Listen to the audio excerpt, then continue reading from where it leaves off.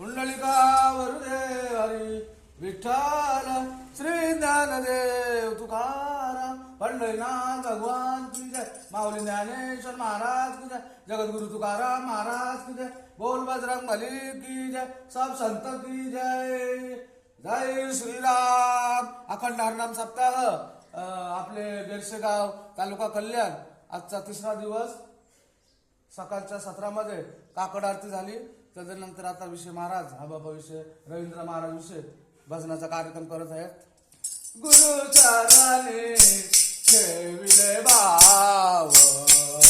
गुरुचरणी ठेविले भाव